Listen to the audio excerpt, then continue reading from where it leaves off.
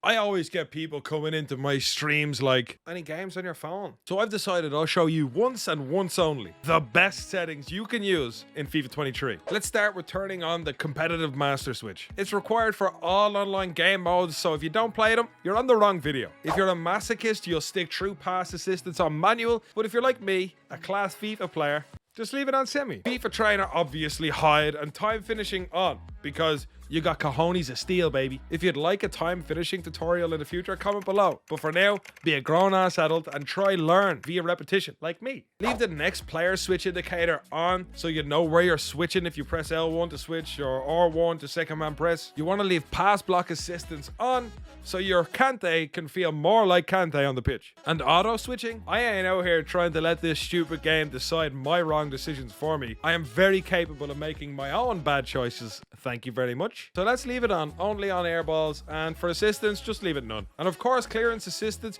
you want classic. The reason you're clearing is to get the ball away from your goal. Directional turns it into a cleared pass depending where your left stick is aiming, and my panicky fingers will not allow this. So classic it is. Player lock you want to leave on, but honestly, if you want to turn off because you ain't got the sauce like me, then be my guest. Next up is right stick switching. May I add, little tip. It is probably and arguably the most important feature in any FIFA to be good at. If you're like me and don't wear socks to bed, then you leave it on player relative. Only people who have bats with their dad use anything else, especially ball relative. Awful. Here you see all these button assistance options? Just put them on as assisted as possible because the game does not reward you for being more manual and does not reward more manual settings, but it probably should. Analog sprint, click that to be off because I either want to zoom or chill the beans. None of this Trent Alexander-Arnold half sprint bollocks. So, the pass receiver lock options have slightly changed. Not to worry because I know the right choice. Early lock is now animation start and that's the best to use. Always has been. Don't question me, just trust my expertise and give it a whirl. And these two last options, turn them off because the only things they do is vibrate your crotch